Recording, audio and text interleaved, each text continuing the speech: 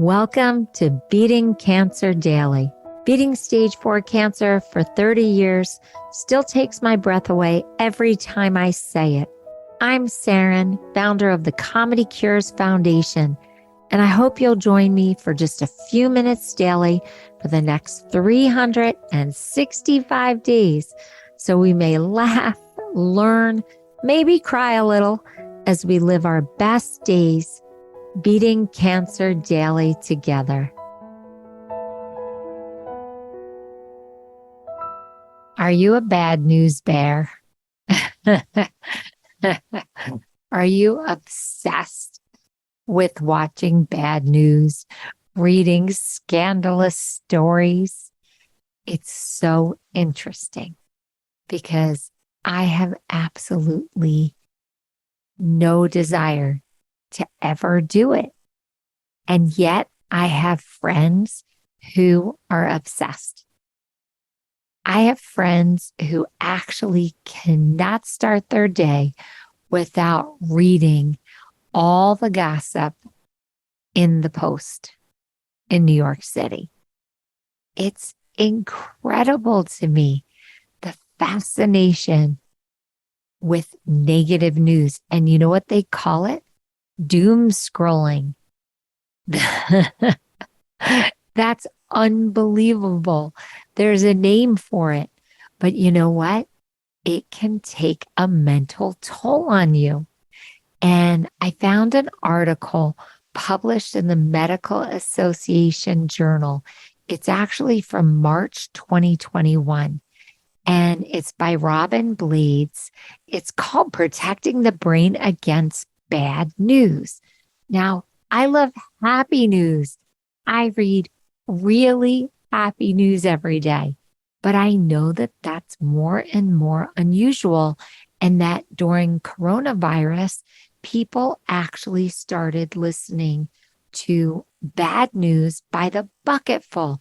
And you know what happened? We got into a massive, major mental health crisis all over the world. Some people say that was exacerbated because people were literally glued to the television set, watching death counts and horror stories every day. Now, some psychologists say that by cultivating optimism, we can enhance the brain's defenses against bad news. And I think that's where I sit in this whole thing, because I am so full of optimism every day and humor and joy and play. When really bad news happens and people get very crippled, I have this huge fight or flight response. I keep my head on straight. I can help in crisis. I am super efficient and super quick thinking. So I know that there is an impulse to consume negative news. And in this article that I read, they talk about we are evolutionarily wired to screen for and anticipate danger, which is why keeping our finger on the pulse of bad news may trick us into feeling more prepared. This is a quote by Cecil Ahrens, a clinical director of Transcend Therapy in San Diego, California. Now, Ahrens says that the feelings of fear, sadness, anger triggered by negative headlines can keep us stuck in a pattern of frequent monitoring, leading to worse mood and more anxious behavior. Here's that term again, doom scrolling. According to Professor Emeritus Graham Davey from the University of Sussex, quote, exposure to bad news can make personal worry seem worse and even cause acute stress reactions and some symptoms of post-traumatic stress disorder that can be quite long-lasting. Now, I have to tell you, I had the opportunity to care for a family friend who had very, very aggressive cancer. And this woman was obsessed with doom scrolling. She was obsessed with hearing negative news morning, noon, and night. And she justified it because she used to be a trader and she needed to know what would be impacting on the markets. So she had to hear everything that was going on because a lot of times negative news can create a volatility in the market. And if you're a trader, you want to trade around that volatility of news.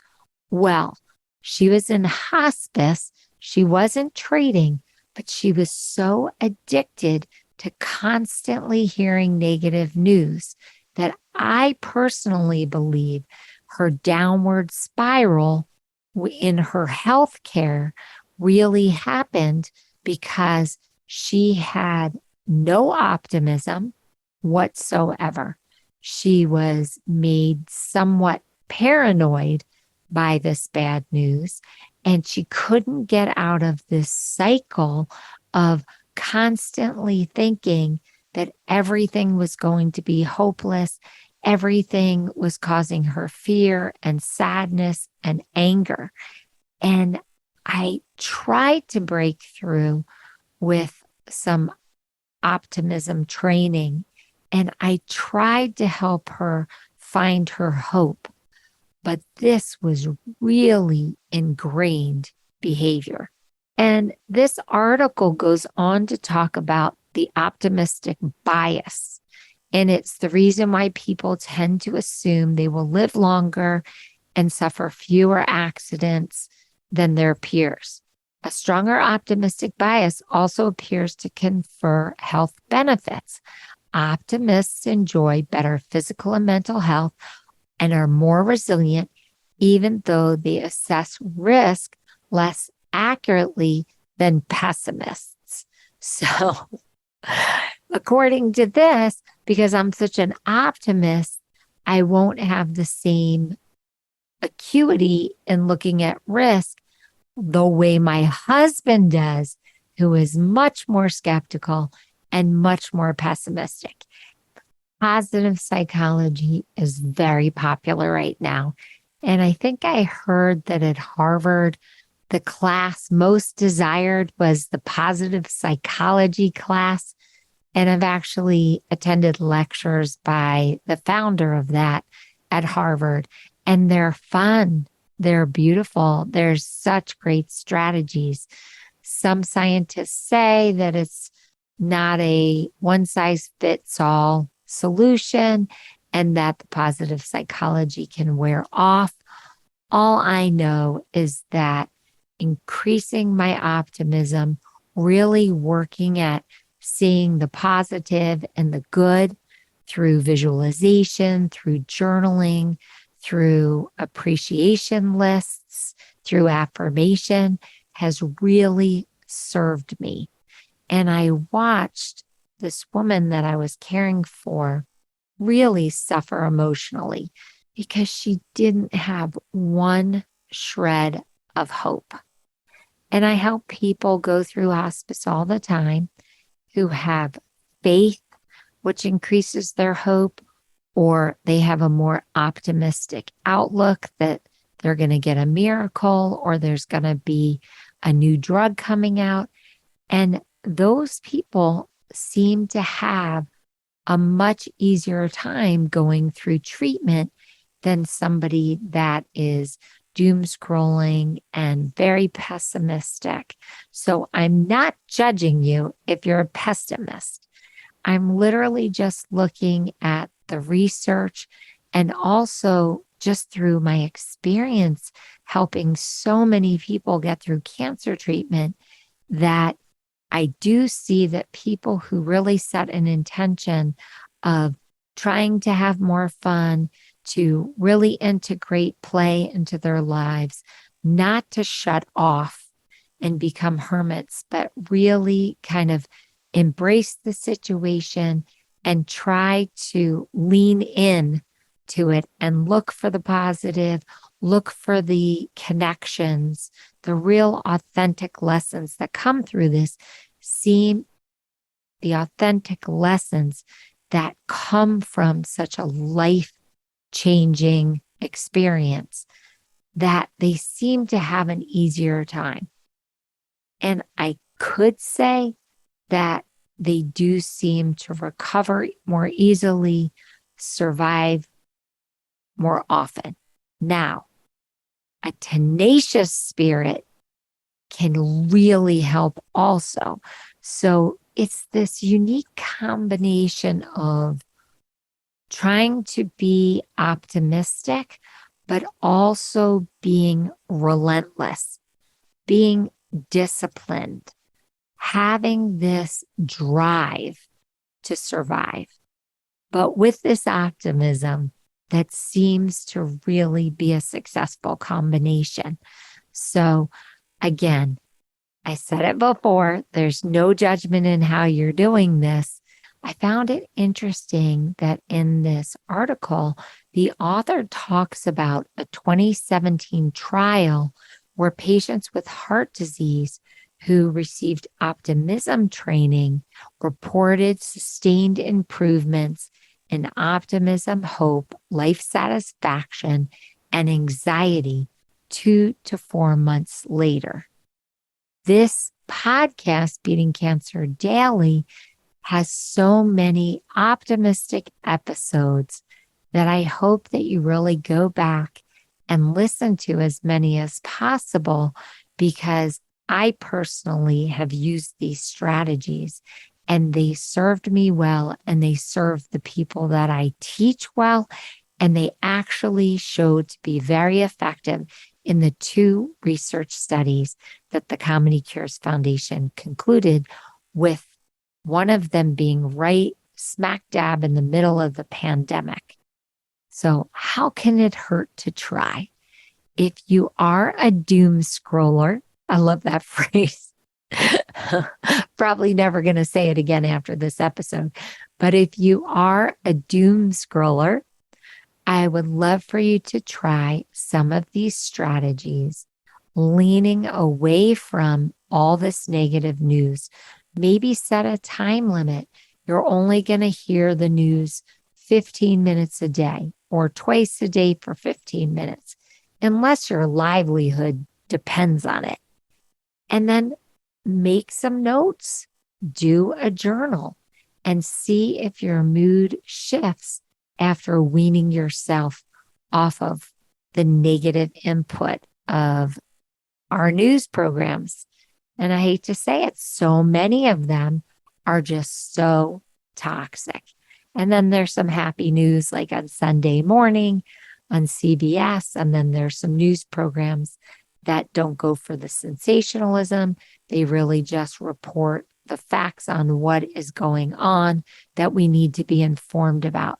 Those are more like the Sunday morning programs, but I hope this helps you. I can't wait to hear your reaction to this.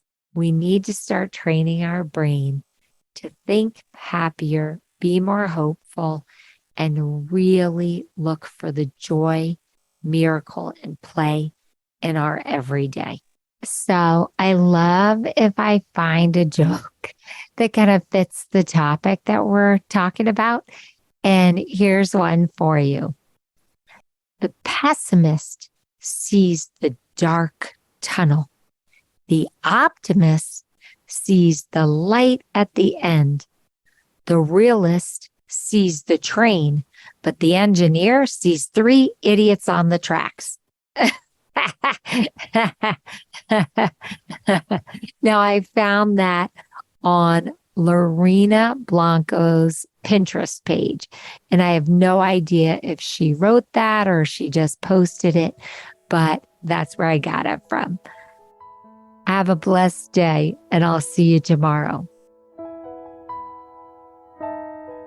If you loved today's episode, then tell the world.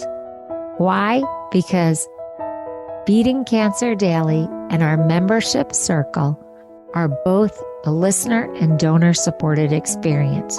So the more people you tell and the more people that join us, the more robust and interesting programs our nonprofit, the ComedyCures Foundation, can bring to you throughout the year. I really want you to go to ComedyCures.org. And of course, I always want you to make a donation. It's tax deductible to the extent allowed by law. But what's super exciting is not only can you laugh and explore the comedy there, you can look at our membership levels and find the one that's great for you. And if you're feeling a little bit generous, gift one to a chemo brother or sister or to a caregiver that you just want to help them improve the quality of their day. Thanks so much. See you tomorrow. Guess what time it is? It's time for me to read the disclaimer. Beating Cancer Daily and the Membership Circle are not in lieu of medical advice or treatment. They are for entertainment purposes only. Please consult your healthcare team to review your best strategy. Thanks for listening.